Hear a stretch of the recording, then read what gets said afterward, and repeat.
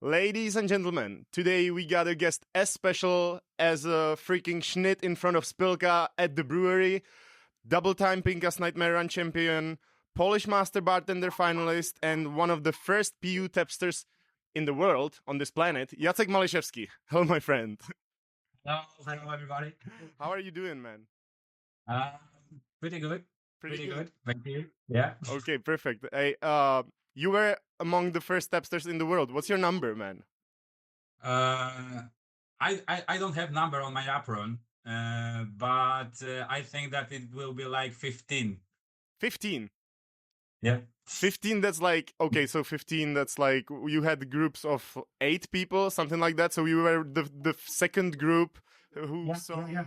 Kamil and Honza, right? Yeah. That's crazy. That's crazy. What year was That- I said to you that we've got the full names on the apron. That means that we are the first ones because after the Rodo is like kind of law that you cannot put the full surname on the public things. Oh, really? Okay, so it's like a GDPR thing that there are no names now. Yeah, that's why they don't put the full name on the. It was, I don't know, 2018, something like that. Okay. The law. Yeah, so that's why we've got full names on the aprons. Okay. So you guys will know if the Tapster is very experienced, let's say. Yeah. If he has the full name on the apron, Yeah. then he's very experienced and he has a lot of things to share. Man, That's it. that's why we also chose you for this first episode of this podcast because who else? Who else, man? Really? Who has like more experience than you and who can share more things like of being a Tapster or being behind the bar, overall than you. There's not many of people like you in the community, for real. Yeah. So coming back to your training, do you remember it well? I know it's like 8 years ago. Almost 9 years ago. Yeah. Yeah. Because that's from 2016, I think. 16, yeah. 2016. Okay. So it's almost so it's gonna be 10 years soon. But if you had to pick one memory from that time, from that week, what would it be? The first Schnitt with the guys, and wasn't Kamil yet, because before Kamil there was a guy. There was a guy. Fuck, I forgot his name. No, it will cut out. Never mind. It Don't will worry. be cut out. It will be cut out. No cutting out, man. Okay. Yeah, I remember first Schnitt because we were to the Pilsen in not shirt like this, but on the shirt was sign I make the beer. Okay. I make the beer. So Robert Lobowski asked us, so you are the makers of the beer.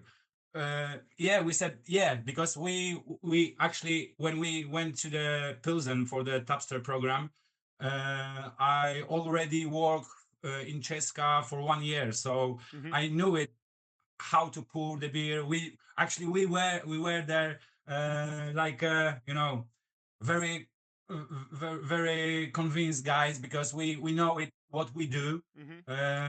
We are really Like enthusiastic really and all enjoy that. it. Yeah, and we really enjoy it, and we are there focusing on the beer. So yeah, Robert was really surprised that people from other country can be so passionate about this beer. Yeah. And man, 8 years after, you're still here as passionate as you were before. That's amazing. But I wasn't too far from truth when I said a Schnitt in the brewery is something very special at the beginning, right? Because this is the moment you remember the most. Yeah, exactly. And that's why the Schnitt is our beer. I mean, Tapster's beer, because we check the quality of the Pilsner Urquell, or also we want to sometimes refresh, Oh, sure. Is it also your personal favorite type of beer? Type of Pilsner Urquell? No. Yeah. Actually, Schnitt is my favorite, but I also drink Hladinka because the Big Mac, half a liter. That's why. Sure, definitely. And also I know because of lacing, I know that I need around 6 sips for the chladinka. 6 sips for hladinka. Okay, you Yeah, can yeah, eat that because of lacing. yeah, That's yeah, all the time. that's a great thing too. Actually, I will replicate this question with every tapster, and we will see who is the biggest alcoholic. No, I'm not alcoholic. I'm just thirsty. No, You you're know. not. You're not. 6 is okay, in my opinion. You know, if somebody comes and if somebody has 3, I know some guys who might have 3. One. You know, or either one. Then it's a warning sign. But you know, it's a demanding job, so you guys get thirsty a lot. Someone has to do this. Someone has to do this for you. You mentioned Česká, which is the name of the restaurant where you work, right? Yes, It's Česká restaurant. it's in the heart of Warsaw, if I'm not mistaken, right? It's a city center. City center. I will. Yeah. Wait. Let me show. Let me show Okay. the. Yeah. This is Česká. Yeah, Let me show the people. So guys, if you ever come to Poland, which is this big country, which Google Map is not showing right now the name of, but oh, here it is. So you go to Warsaw, and Warsaw, like in the middle. Warsaw is the capital of Poland, right? Yeah. Like right in the middle, right in the very middle, there is Restauracja Česká where Jacek does his thing. So it's definitely like I've been there. I've been to Warsaw. It's definitely a city worth visiting.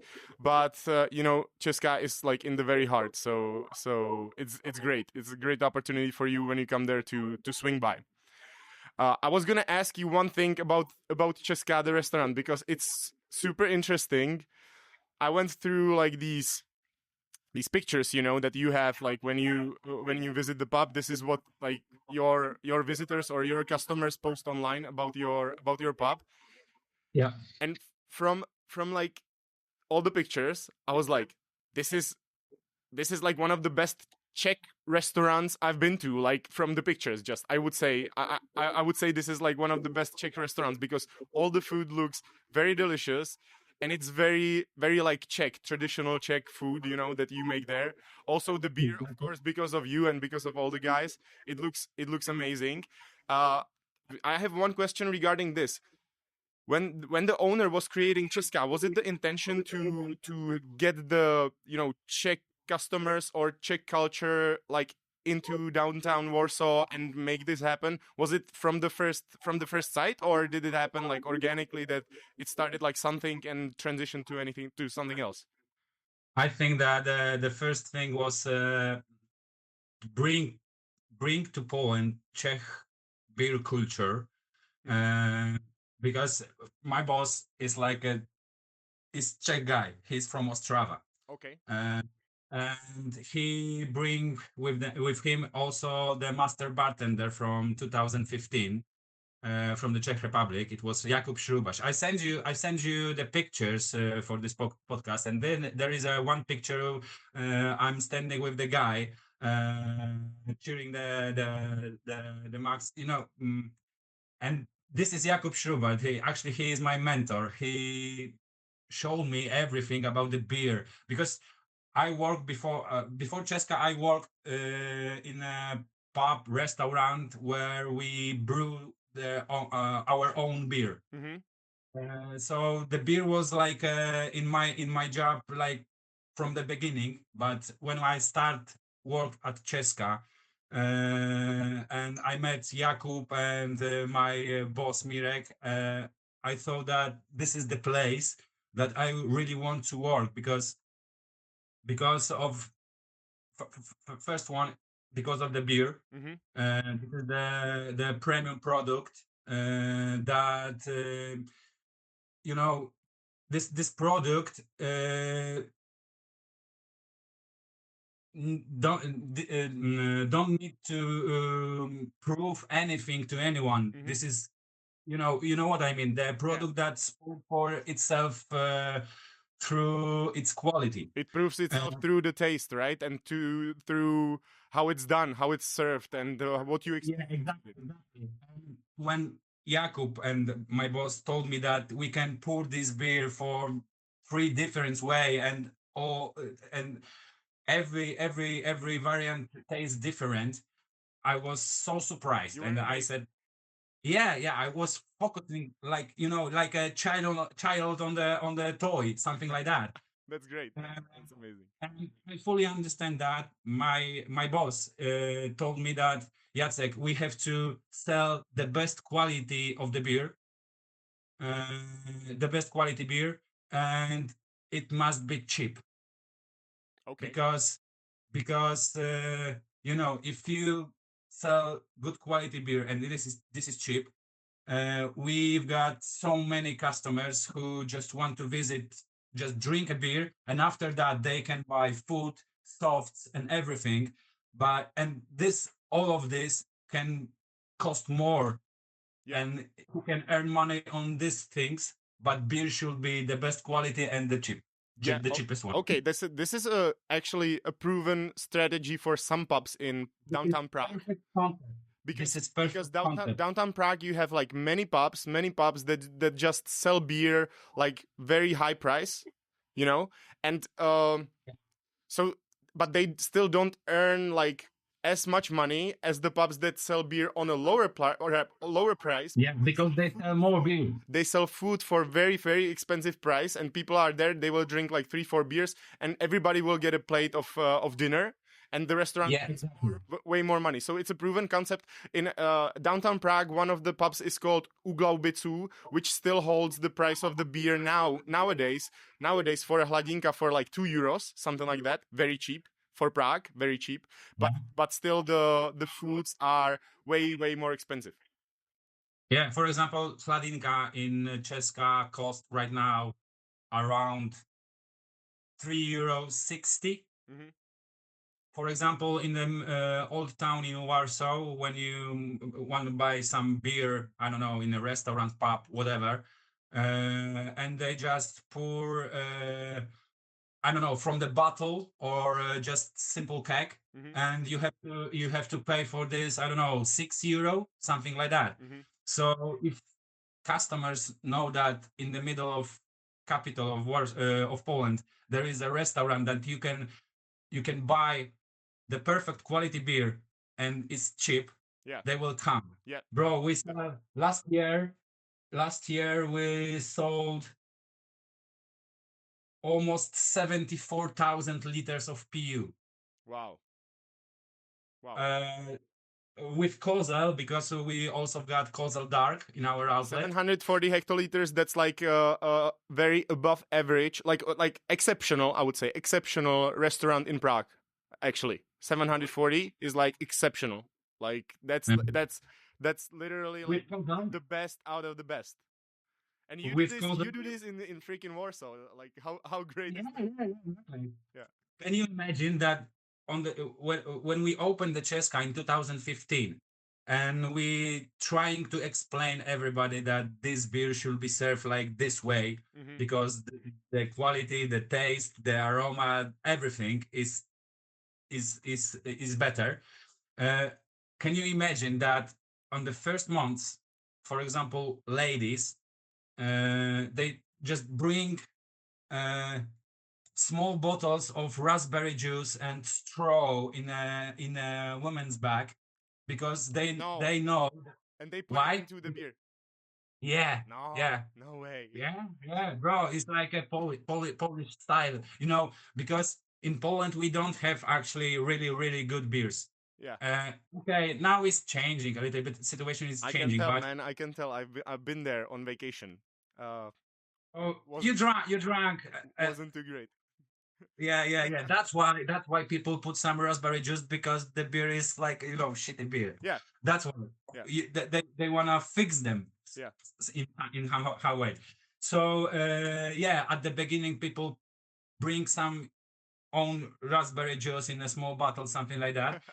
And now we're selling almost 70, yes, 70,000, over 70,000 liters of PU, and they know that we don't serve this beer with raspberry juice, with any juice, actually, with straw. Straw is like only for the drinks, Sure. or for soft, something like that. If someone come to me to my bar and ask me for a straw, then my first question is, what for? Great. Like sure, it's evolved and people have learned. Actually, Yeah. I checked the Google Maps, and what really struck my eyes was you have 4.4 rating on Google Maps in Česka, and you have 8,500 reviews, which is, I was like, have I ever seen like something like this? You know, this amount of reviews. And you still have 4.4, which is insanely good for a restaurant review. It's like insanely good.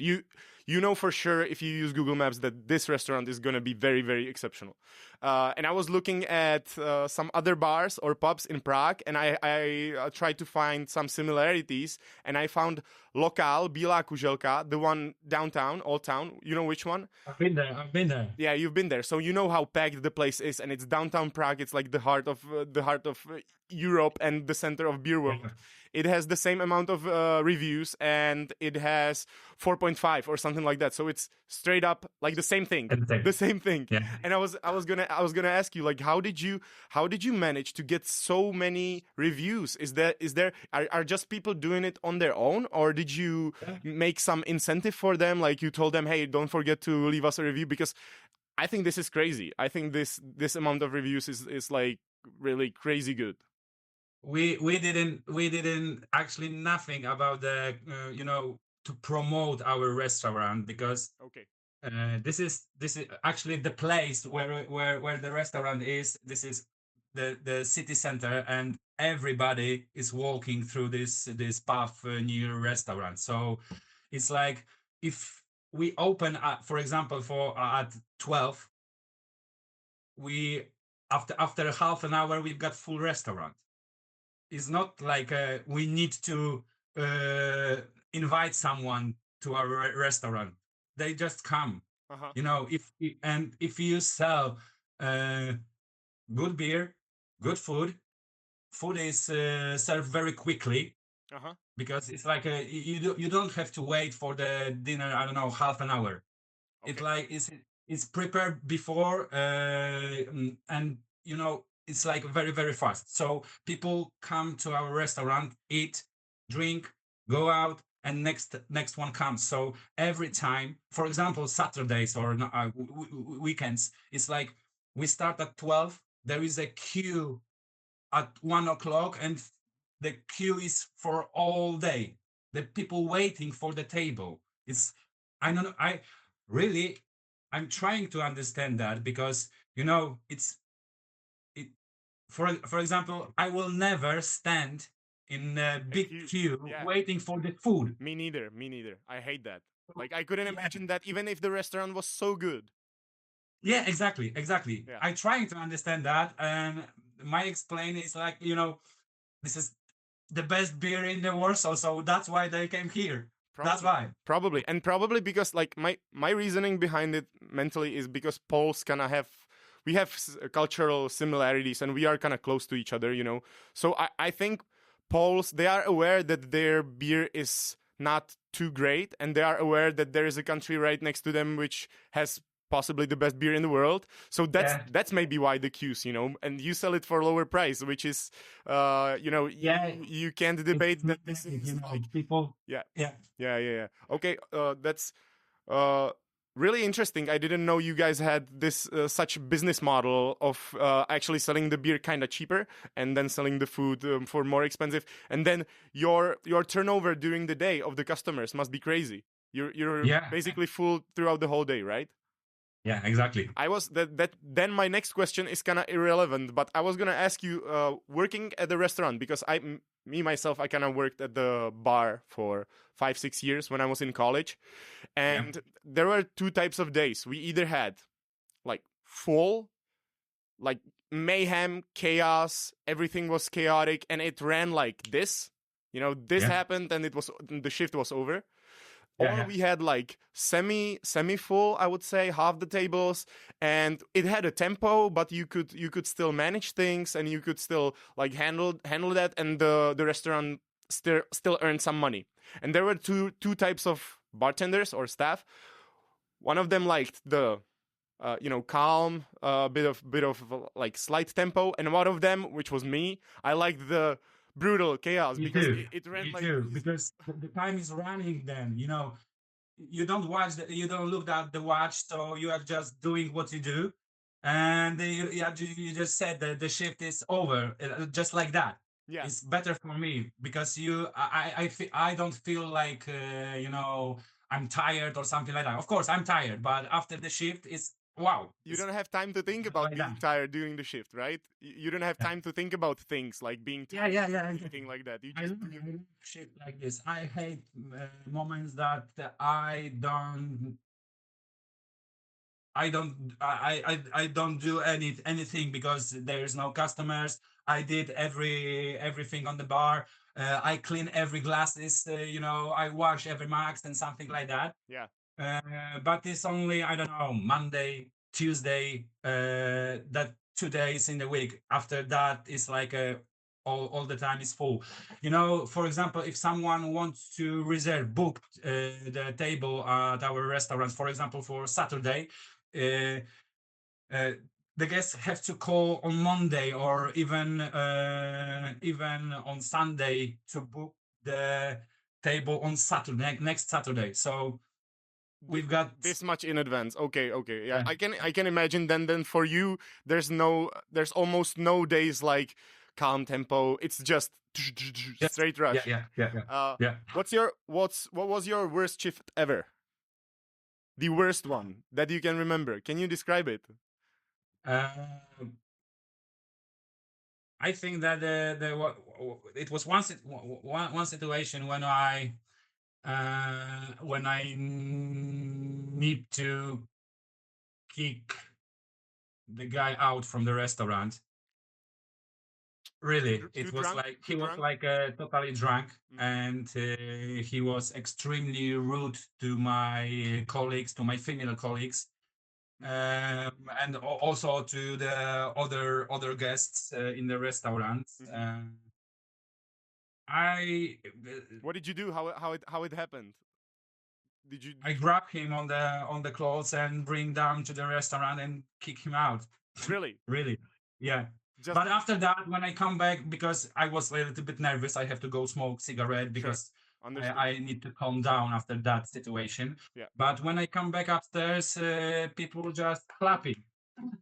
like all the staff or all the customers? All guests because they was this guy was really rude, not only for me, to my colleagues, but also for the the restaurant guests. So yeah, they were just clapping me, just yeah, good one. We don't need this guy like this guy in a Okay, restaurant. So yeah, okay. but it was, I think that the most, yeah, the The worst, worst shift. shift, because I'm kind of guy that I'm really nice guy. Yeah, I think that yeah. I don't I want can to fight confirm, with guys. anyone, but when the situation like this comes, I'm get like a little bit fighter. Bec- Especially when the guy or someone is insulting, for example, ladies. It's like is not acceptable for me. yeah, and first off, I would like to say well done. Second off, I would like to say that it shows how much you care about uh, the whole work environment. Yeah. It's not only me, because Yeah, I can handle it. But for example, if the restaurants suffer, my colleagues suffer, or other ones, I just I just have to do something. yeah. It's Because like yeah, I confirm, guys, because I played volleyball against Jacek, and we were serving to each other, and we were like trying to get point to each other, But then after that, with Jacek, is always like, mate, you're my brother. So the nicest guy ever, but he still kicked out a drunk guest out of the restaurant because that's what you should do, That's what a man. yeah. Sometimes That's it's what a man should do, only, man. the only option, because is no way to talk Yeah, with guy drunk like that. yeah. So if he doesn't understand, you have to do what you do. Yeah, maybe one question regarding this, because this is from my experience. This often happens. This situation often happens when somebody comes already drunk to the bar or to the restaurant. No, it was my fault. It was my fault. It was your fault. You made gave him drunk. him those 15 beers. No, no, no. He drank some strong alcohol. I don't know, some palinka or something like that. Kruszkowice. Oh, Kruszkowice. Okay, Hruškovice. That does things to people. But again, I because I remember when some drunk guy came to our bar, our restaurant, and I literally saw that they are almost like that they're gonna have like 2-3 beers and they're gonna be unbearable, just like probably this guy you're speaking about. I refused to give them alcohol. Do you guys do something similar? Do you guys have any similar? If we see that someone is already drunk or after a few pints or something like that, we don't sell the beer. Actually, because it's I can sell him one beer, and after that he will go to the toilet and will destroy or make a mess, something like that. Yeah. It's not worth. What I want to say, it's kind of your responsibility as well as a tapster or as a person behind the bar to kind of see the people and to kind of know a bit if somebody is too much and like not give them anything else. I'm not saying this can be 100% applicable to every cases, because some people are just not drunk and then they fall asleep. But I think there is it is kind of your responsibility as well to monitor the people. Yeah, exactly, because the bartender tapster, real good tapster, it's like I always say to my colleagues that we have to be like goalkeepers on the football game, because goalkeepers see everything.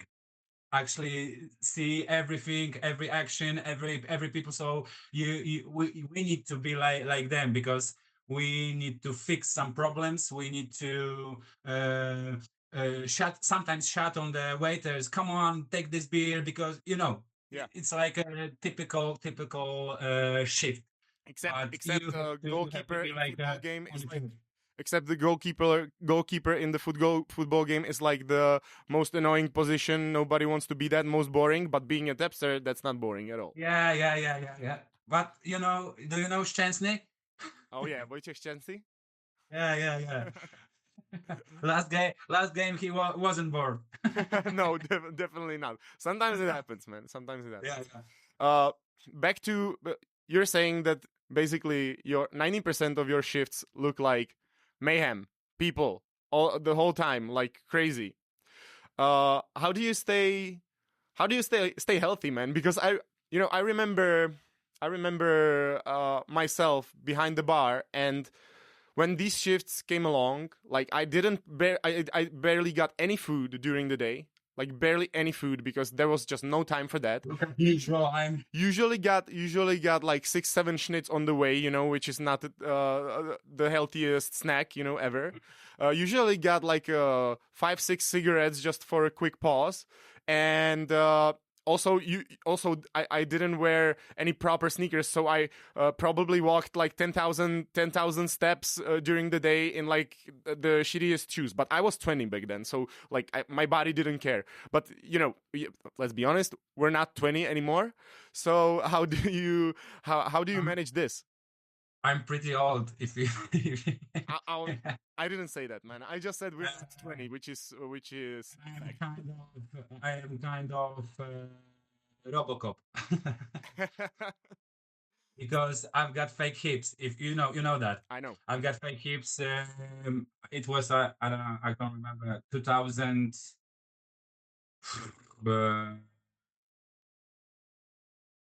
Wait. Yeah. 2016. When I felt pain in my leg, and I went to the doctor, and he said that I have to go to the operation surgery. And yeah, he actually after this visit, I went to the hospital, and they replaced my hips. Yeah, I've got 2 new hips. And after that, you know, it was actually the time when I was in a hospital, and after that rehabilitation, it was like a really really tough time. Hmm. Uh, but you know, I didn't give up. It was like you know, 3 months after my second surgery, I won Pinkas Nightmare Run. It was Uh, 3 months after that, so it was 2019. yeah, yeah, yeah, yeah. So the after that, I won the Pinkas Nightmare Run. So impossible is nothing, bro. We will get After to, the yeah, we will get to Pinkas Nightmare Run, but definitely, definitely amazing. yeah, because you know, after this operation, I have to start learn walking again because they cut my every muscles and everything in my legs. So I have to learn how to walk again. And after that, you know, after 3 months, I won the Pinkas. So uh, I was always be like a, you know, uh, strong guy. Maybe I'm not looking like a really strong one because I'm tall, but I'm skinny, and I, you know, yeah, my weight is like a we call this in Polish piórkowa. What does it mean? Oh, The featherweight, featherweight. yeah, featherweight, yeah, exactly. But I always be like this, you know, and I don't know. I feel a little bit. For example, after all weekend when I start on I don't know Thursday and finish at Saturday.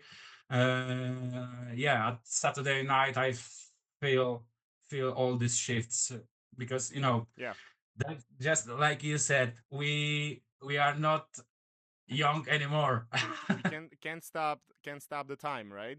But still, but but you know it's like if you do in your life if you do what you love to do actually you don't work any day, you know, there is no work for you. It's only the passion is like a fuel for you, you know, it's like doing something. And for example, when the guest come back to my outlets and they give me five, bro, you're doing great job. It's like you know, it's better than money. yeah, yeah. It's better price than So, money. for you, there's not a certain tip you would give anybody to like stay mentally, physically healthy while doing it. Just either do what you love, and that will be your Yeah, that will be your fuel. put some passion on it. Put That some will be your passion. fuel, Put yeah. your head. Or if you're a bar owner, hire people who will be passionate about it. Exactly, exactly. If you work with people who are just for a second in this place because they want to do something else in their lives, uh, it's like you know I've got my one colleague is like she is not a tapster because I don't want it's not I don't want to send her to the prison because I see that there is no passion in her job. Hmm. Of course she is good worker, she do really good job, Is she a but student? I don't see like I don't feel like she's into it like me or other tapsters from our outlets. So Hmm. Uh, uh, if I don't see in other people the passion, the really passion, there is no point to send them to the prison. There is no point to the I don't know to bring them. I don't know to to the invest outlet. invest energy in. Invest energy exactly. Yeah, that's I completely agree with this. And sometimes to the trainings in Pilsen we get people with enthusiasm, and that's like the best day of the month. If there are people, like for example, last year we had one of the groups where Davide from Italy. Yeah. Passionate guy, man. I haven't seen such passion in very very long time. and like the whole group actually got infected by his passion. So all of them were actually good, but him, we knew for sure that he will be great. And and we must thank you as well that you're not sending over people without passion, because then it's we all can agree that it's for nothing, when Not a people without point passion. send people who don't want to be a tapster. Hey, and it's okay. It's okay. You're not dedicated to be a tapster. Maybe it's not your calling. Maybe it's not for you. It's totally okay. Yeah. But this leads me to one problem that is very common in the restaurant business right now, or especially in Czech, and that's people. That's people who are not. Yeah, exactly. There's not good people available for the business, and if people come, they're usually students, and they fluctuate or rotate like all the time. You have they stay for 6 months, go away. You need to train somebody else. Yeah, I bet, because I think that's the same situation with every country, like in a restaurant business. I think at least, but that's why our job is never ending, because we have to, for example. I, as a head tapster for Poland, sometimes I'm going to the other outlets to training other people, and yeah, it's really annoying when you train some people, and after, I don't know, 2 months, someone from this outlet calling, can you come again, because we've got all new stuff. Why you've got new stuff? You don't pay this guy before, because you It's picked like, the wrong people in the first place, probably, right? probably, yeah. Yeah, and that's it. And I wanted to ask you, because you are the bar manager, so you have some people under you at the bar, and you train them, and you work with them. That's right, correct? Yeah, correct. Yeah, so there's been probably what, like 100 people under you already, like throughout the years, maybe. More or less, yeah. More or less, I yes. think, So yeah. So you're very experienced in this. And There were so many people. Forgive me, but I don't remember all of them. Sure, Really. sure. I That's actually, if understandable. someone asked me, "Do you remember this guy?" What? I don't know. Who is this guy? And yeah, and since there has been so many people, and you've probably trained yourself to see if the people have the enthusiasm or not. Is your situation in your team now better? Do you have some people there who have been there with you for a longer time, some dedicated ones, or is it just mission impossible, and you need to, like, every couple months you need to train a new staff? And no, in my outlet, for example, I've got 3 more tapsters. And I can't remember. It was 1 year and a half before in back when they go to the Pilsen. So I don't need to change people like every half a year, for example. It's good because I'm trying to send people with passion to the Pilsen. Actually, I think that it's work, because all guys what I sent to the Pilsen, they became top tapsters. So it's I think it's work. Yeah, so basically the recipe is find people with passion and invest the time in finding those people. I know sometimes go ahead. Sometimes find this right people is really hard. Sometimes you have to, show your passion to this beer, and they know that is, wow, this is good. He's good. I think that can be work. Okay. So you at the beginning, yeah, it's really hard to find the right person.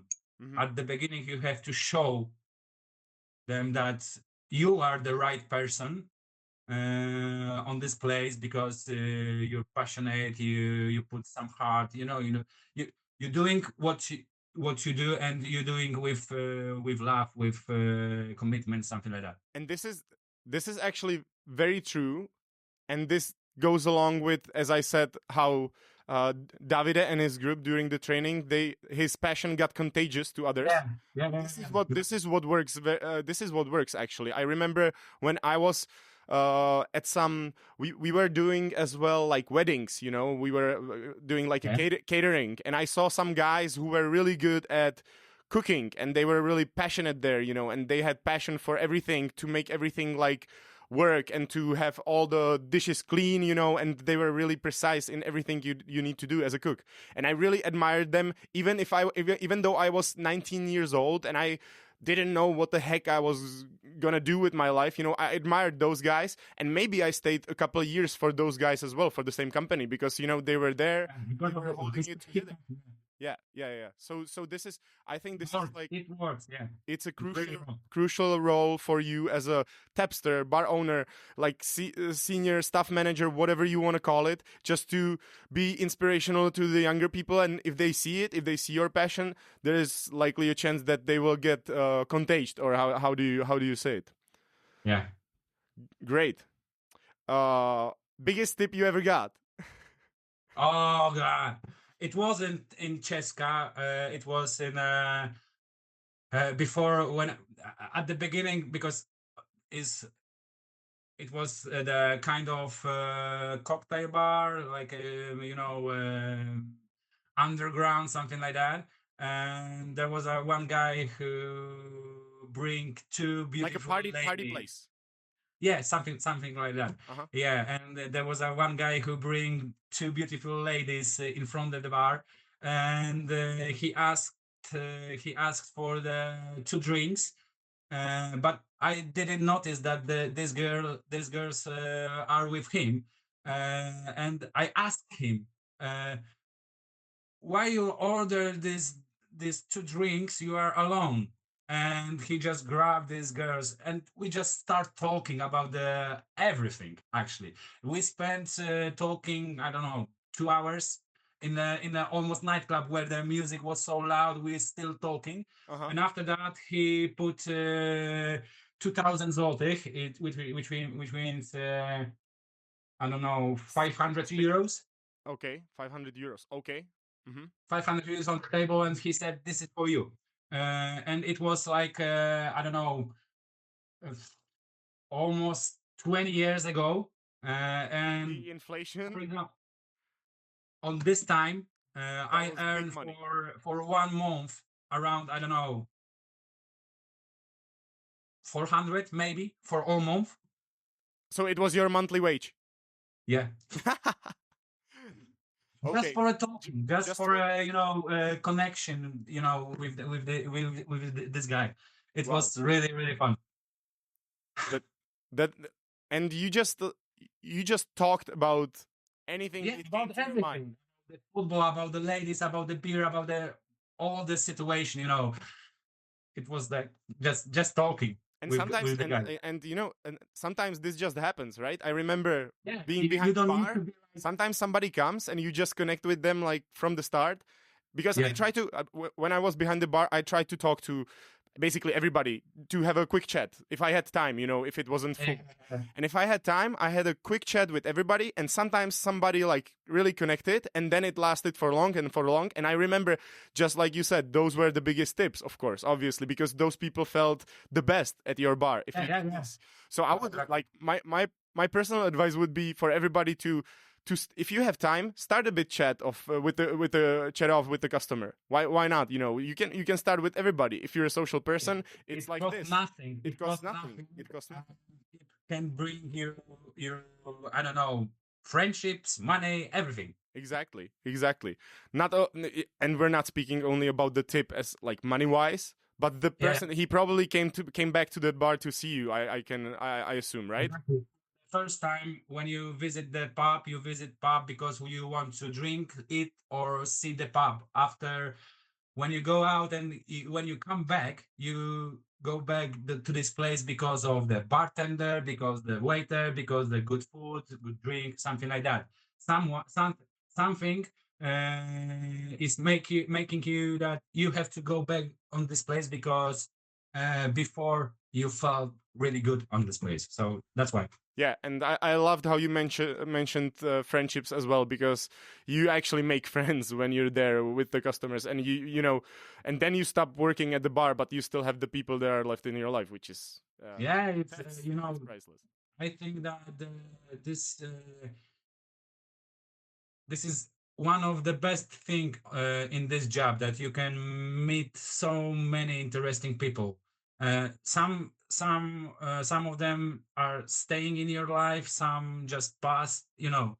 But sometimes this relation go into the real friendships. I send you some photos, and there is a many of these photos with other people, with my real friends.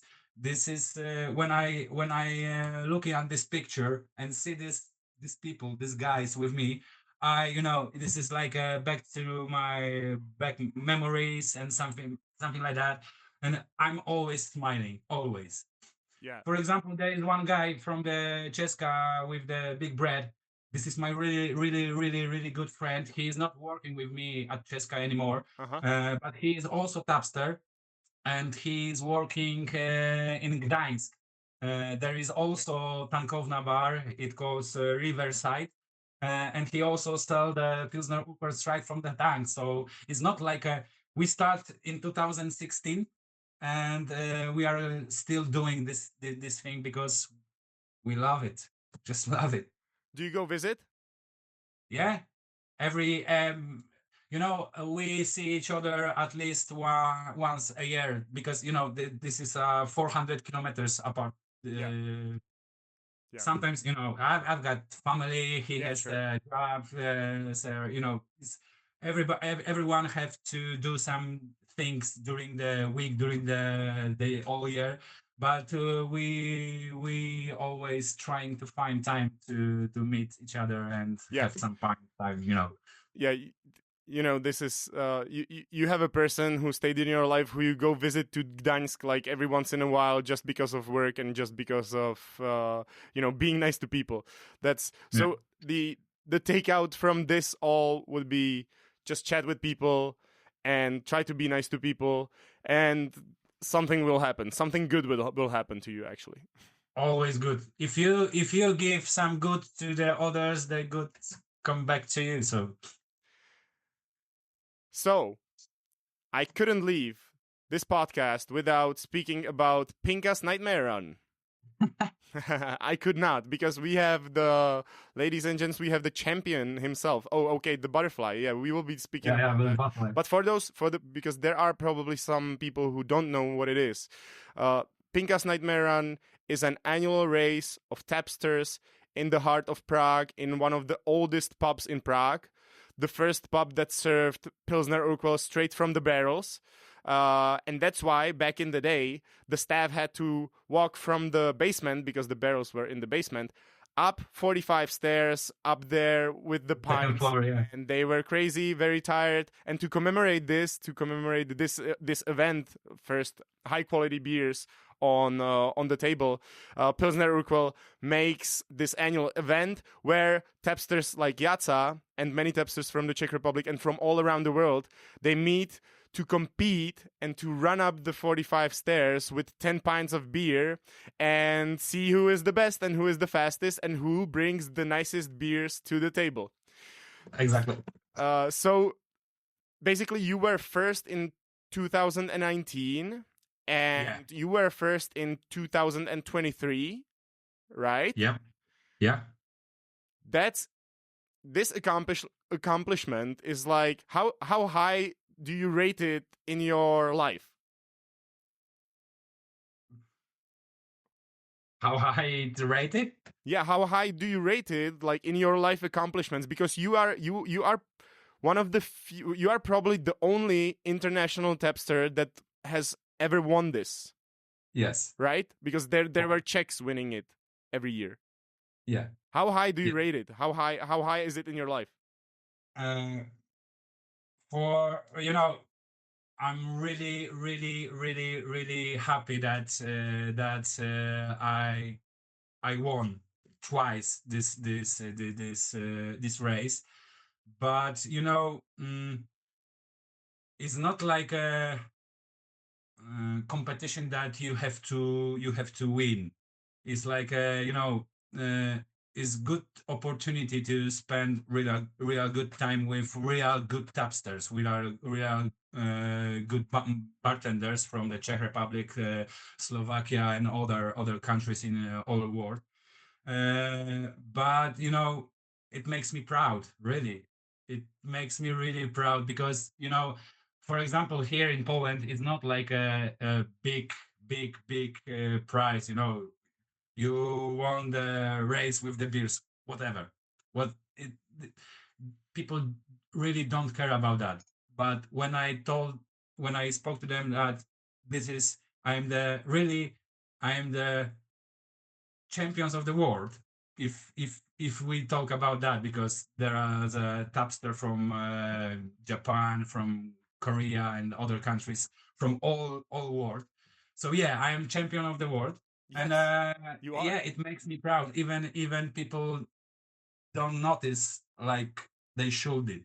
So yeah, I'm proud, especially when I come back to the Czech Republic, for example, for the Pilsner Fest or something like that. And after my first one in 2019, when I come back in 2021, because 20 was the COVID. COVID time. When I come back on 21, people recognize me. It was like, oh, Jacek, hello, hello. It was really, really nice. It's like you are a kind of, I don't know. I don't be like you know uh You don't want to be selfish. I know. something like that. Yeah.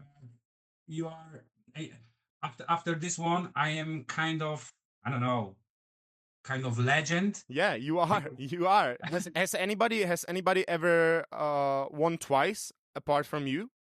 I know the guy who won triple Okay. in a row. Oh, In a in a row. row. Mm-hmm. Yeah, yeah. But When still, I in 2019, when I was win for the first time, he was the judge. I think this guy who won before previous years. okay, Yeah. but still, winning twice, and especially as you mentioned, winning 3 months after the worst surgery of your life, definitely. Yeah. That definitely makes you a legend. In my opinion, definitely, and you should be proud. I know you are not that selfish guy who would go out with the trophies and be like, "Hey, look at me, I'm Jacek, I won this stuff." But man, I'm you not are that you are kind. the legend. You are the legend, and you should enjoy it. I will play one clip, and I need you to comment on it. Okay? Okay. Why laughing? Because you're gonna love it.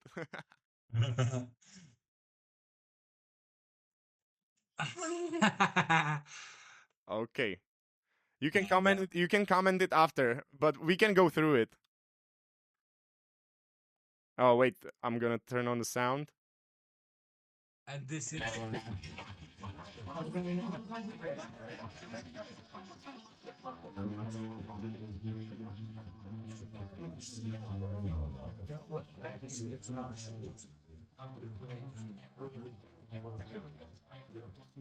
yeah, it was last year.